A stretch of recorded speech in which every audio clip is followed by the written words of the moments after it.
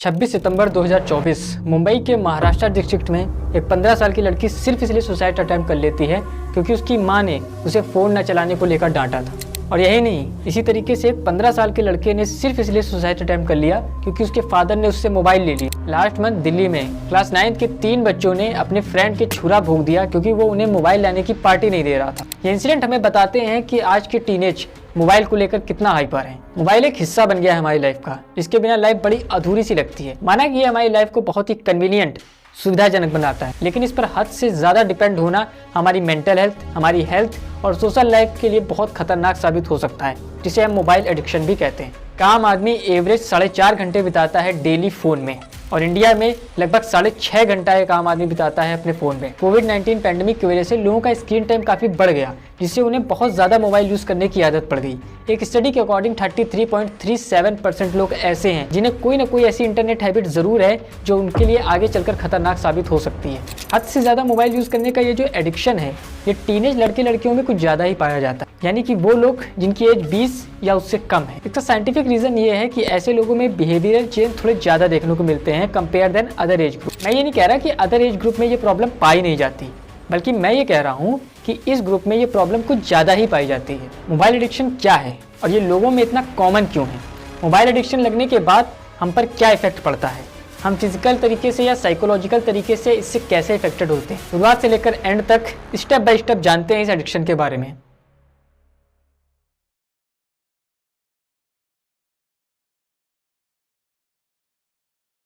देखो, mobile addiction में 2 words होते हैं, मोबाइल और एडिक्शन। ये जो एडिक्शन वर्ड है, इसे समझ लेना बहुत ज़रूरी है कि कोई भी आदत या एडिक्शन इंसान को लगती कैसे है, क्या प्रोसेस होता है ब्रेन का एक एडिक्शन लगने के पीछे। इसे साइंटिफिक तरीके से समझ लेना बहुत ज़रूरी है। डोपामिन, ये वर्ड ही इस पूरे फसाद की जड़ है। सीधी भाषा में कहूँ तो ये एक न्यूरोट्रांसमीटर है जो ब्रेन के न्यूरॉन्स के द्वारा तब रिलीज किया जाता है जब आप कोई ऐसी एक्टिविटी कर रहे होते हो जो आपको प्लेजर दे रही होती है, या मतलब आप इंजॉय कर रहे होते हो। अब जैसे ही डोपामिन ब्रेन में न्यूरॉन्स के द्वारा रिलीज किया जाता है, आपको खुशी और सेटिस्फेक्शन मिलता है। यही रीजन है कि डोपामिन को हैप्पी हार्मोन भी कहा जाता है। कोई भी आदत या एडिक्शन लगने का जो प्रोसेस है वो बहुत ही सिंपल होता है। इसे एक एग्जाम्पल से समझ लेते हैं। मान लो कोई इंसान है जिसे हाल ही में ड्रग्स या दारू पीने की आदत लगी हो, तो होगा क्या कि उसका अमाउंट बहुत ही कम होगा स्टार्टिंग में। अब क्योंकि ये फर्स्ट एक्सपीरियंस है, तो बहुत ही कम अमाउंट होने पर भी brain high level of dopamine release कर देता है। ये हुआ फर्स्ट स्टेज। सेकंड स्टेज में यही चीज़ आपके हैबिट में आ जाएगी, एक अनकॉन्शियस हैबिट बन जाएगी, और इस स्टेज में बिना सोचे समझे वही काम करना होता है। थर्ड स्टेज एक रिवार्ड सिस्टम की तरफ वर्क करता है, क्योंकि ड्रग्स जब आपकी एक अनकॉन्शियस हैबिट बन जाती है तो ब्रेन उसी सेम रिपीटेड एक्टिविटी में same amount of dopamine release करना बंद कर देता है। एज अ रिजल्ट आपको नशे का डोज बढ़ाना पड़ेगा। फोर्थ स्टेज तक आते आते आप टोटली उस पर डिपेंड हो जाते हो। अब जब भी आप नशा नहीं करोगे या ड्रग्स नहीं लोगे तो आपको बहुत ही खालीपन महसूस होगा। सेम चीज़ सारी एडिक्शन के साथ अप्लाई होती है, फिर चाहे जुए की लत हो, मोबाइल एडिक्शन हो, या और भी कोई लत हो। आदत कोई भी हो, लेकिन उसके एडिक्शन बनने का प्रोसेस सेम ही होता है। मोबाइल एडिक्शन में से एडिक्शन के बारे में तो जान लिया आपने, अब बचा मोबाइल।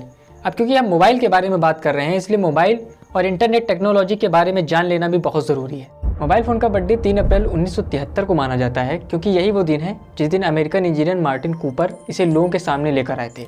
मार्टिन कूपर उस समय मोटोरोला कंपनी में काम करते थे, और इन्होंने पहला call doctor Joel S angle को किया, जो कि एक इंजीनियर थे और कूपर के राइवल बेल लेबोरेटरी में काम करते थे। दुनिया के इस पहले मोबाइल फ़ोन का नाम था डायना TAC 8000X, और इसका वेट 2.4 यानी कि तकरीबन 1 किलोग्राम था। इसका टॉक टाइम केवल 30 मिनट्स था उस समय पर, और इसे लगभग 10 घंटे चाहिए होते थे फुल चार्ज होने में। इसकी कीमत उस समय मार्केट में थी $3,995, जो कि उस टाइम की इंडियन करेंसी में होते थे लगभग 30,921 रुपये। 6 साल बाद इसे कॉमर्शियल कर दिया गया, और जापान की NTT कंपनी ने साल 1979 में दुनिया की पहली cellular commercial phone service start की। इंडिया के अंदर इसकी शुरुआत 15 अगस्त 1995 को हुई, और इंडिया के अंदर सबसे पहला फ़ोन कॉल 31 जुलाई 1995 को उस समय वेस्ट बंगाल की CM ज्योति बसु ने किया। लेकिन इस सब की शुरुआत सिर्फ मोबाइल से ही नहीं हुई, इसके पीछे इंटरनेट का भी बहुत बड़ा योगदान है। 1960s में US डिपार्टमेंट ऑफ डिफेंस की एक एजेंसी डार्पा ने ARPANET नाम का एक प्रोग्राम स्टार्ट किया। इसमें उनका एम था एक कंप्यूटर को दूसरे कंप्यूटर से जोड़ना, और 1969 में इसके माध्यम से पहला मैसेज भेजा जाता है। 1970s में रॉबर्ट काहन और विंडसर्फ ने ट्रांसमिशन कंट्रोल प्रोटोकॉल यानी कि TCP और इंटरनेट प्रोटोकॉल यानी IP को डेवलप किया। 1989 में टिम बर्नर्स-ली ने WWW यानी वर्ल्ड वाइड वेब का कॉन्सेप्ट यूज किया, जिसने लोगों के लिए इंटरनेट को और एक्सेसिबल और यूजफुल बना दिया। 1990s तक आते आते ये काफ़ी एक्सेसिबल और यूज़फुल बन गया था लोगों के लिए, और काफ़ी पॉपुलर भी होने लगा था लोगों के बीच में। और यही वो टाइम है जहाँ से हम इंटरनेट के ईजाद को मान सकते हैं। मैं आप लोगों को इंटरनेट और मोबाइल का इतिहास इसलिए बता रहा हूँ ताकि आप लोग इस प्रॉब्लम की जड़ को समझ सको कि आखिर इस प्रॉब्लम या एडिक्शन की शुरुआत कब और कैसे हुई। अब देखो, जिस समय मोबाइल और इंटरनेट के बारे में लोग जानना और समझना शुरू कर रहे थे, यही वो टाइम है जिस टाइम आप में से भी काफ़ी लोगों के पेरेंट्स पैदा हुए होंगे। और यही वो कारण है कि आपने भी अपने पेरेंट्स से कभी न कभी ये कहते हुए ज़रूर सुना होगा कि प्रेम भाव और भाईचारा तो हमारे ज़माने में होता था, जबकि आज के ज़माने में ऐसा कुछ भी नहीं है।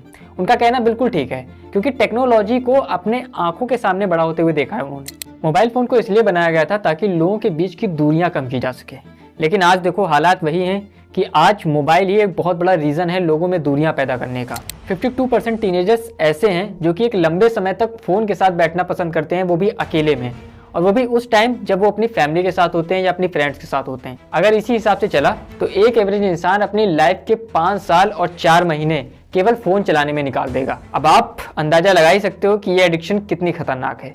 अब जैसे कि मैंने पहले भी बताया, ये सब डोपामिन की वजह से होता है। ओवरऑल आपको सेटिस्फैक्शन और प्लेजर ही चाहिए। At the end of point आपको अपने ब्रेन में सिर्फ डोपामिन रिलीज करवाना है। लेकिन alcohol, drugs, mobile phone, social media, ये सब शॉर्टकट्स हैं। इनसे क्या होता है कि डोपामिन लेवल अचानक से हाई हो जाता है। और भी काफ़ी सारी चीज़ों से डोपामिन मिल जाता है, जैसे कि आप अगर कोई नई एक्टिविटी करते हो उससे भी डोपामिन मिलता है। अगर आप म्यूज़िक सीखते हो उससे भी डोपामिन मिलता है। कोई एक्स्ट्रा एक्टिविटी करने लगो, जैसे कि कोई गेम खेलने लगो, लाइक क्रिकेट खेलने लगो, उससे भी डोपामिन मिलता है। बहुत सारी ऐसी एक्टिविटी हैं जिससे डोपामिन मिलता है। उसमें और इसमें फ़र्क क्या होता है कि उसमें बहुत मेहनत करने के बाद बहुत ही कम डोपामिन आपको मिलेगा, लेकिन इसमें ऐसा नहीं है। इसमें इजीली मोबाइल अवेलेबल होता है हर समय, और फिर अगर तुम बार बार फ़ोन चेक करना बंद कर दोगे तो तुम्हें नोमोफोबिया हो सकता है।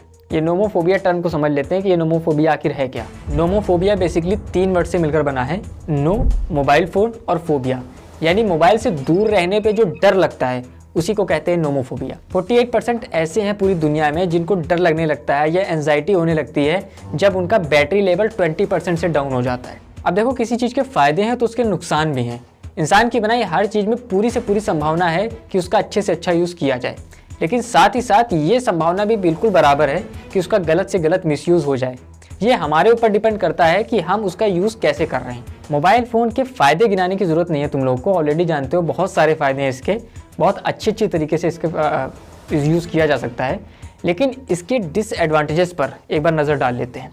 अब देखो, मोबाइल फ़ोन बहुत ज़्यादा यूज़ करने से 2 तरीके की प्रॉब्लम्स होती हैं, एक फिजिकल, एक साइकोलॉजिकल। बहुत ज़्यादा टाइम तक मोबाइल यूज़ करते रहने से आंखों के नीचे काले गड्ढे बन जाते हैं, रिस्ट पेन हो जाता है, नेक पेन हो जाता है, ऐसी काफ़ी सारी समस्याएं हो जाती हैं शरीर में। लेकिन ये फिजिकल प्रॉब्लम्स है, ये इतनी बहुत बड़ी समस्या नहीं है।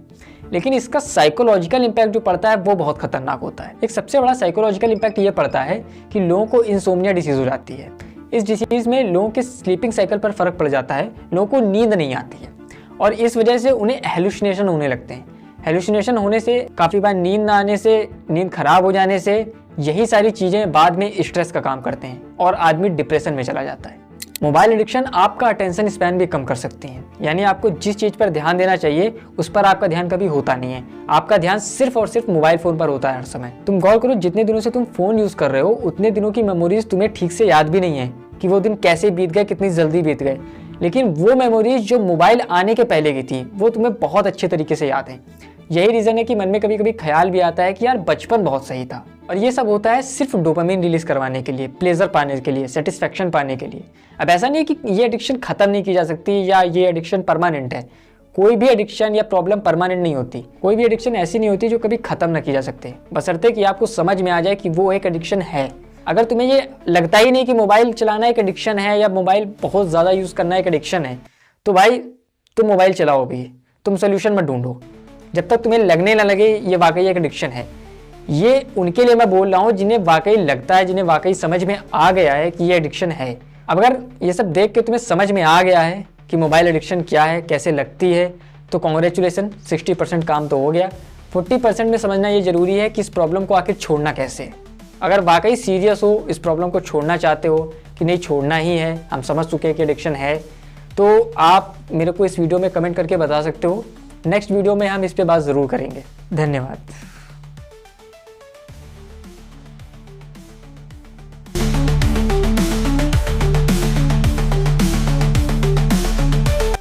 आई होप इस वीडियो से आपको बहुत कुछ सीखने को मिला होगा। और एक इम्पॉर्टेंट नोटिस ये आप लोगों को बताना है कि इंडिया में बढ़ती बेरोज़गारी का एक बहुत बड़ा रीज़न ये भी है कि यहाँ के यूथ बहुत ही ज़्यादा मोबाइल यूज़ करते हैं, ओवर यूज़ करते हैं मोबाइल का। अब देखो, मोबाइल ज़्यादा यूज़ करते हो ये मैटर नहीं करता है, लेकिन मोबाइल क्यों यूज़ करते हो ज़्यादा, क्या देखते हो मोबाइल में, ये मैटर करता है। किस वजह से ज़्यादा यूज़ करते हो ये मैटर करता है। खैर, अगर आपको भारत में बढ़ती बेरोज़गारी और अनएम्प्लॉयमेंट के बारे में और अच्छे से जानना है तो ये वीडियो आपको मिल जाएगी, आप चेकआउट कर सकते हो, डिटेल में देख सकते हो कि अनएम्प्लॉयमेंट क्या है, कैसे बढ़ती है, कैसे बढ़ रही है। और ये इस वीडियो का फर्स्ट पार्ट था। सेकेंड पार्ट में हम सोल्यूशन के बारे में बात कर सकते हैं अगर आप लोग चाहो तो। अगर आप लोगों को वाकई में समझ में आ रहा है तो आप मुझे कमेंट में कर सकते हो और मुझे बता सकते हो। बाकी बहुत बहुत धन्यवाद ये वीडियो यहाँ तक देखने के लिए, और शेयर करो इस वीडियो को उनके साथ जिन्हें मोबाइल एडिक्शन जैसी कोई एडिक्शन है तो। And again, thanks for watching.